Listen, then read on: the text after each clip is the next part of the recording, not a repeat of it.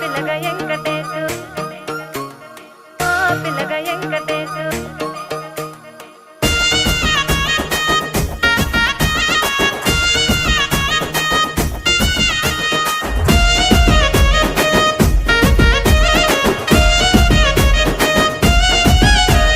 సిద్ధిరాల మనసు నాది చిన్నగా పోతుంటావో చూడక పోతుంటావో ఇంట్లో చిన్నదాన్ని నేను సిద్ధిరాల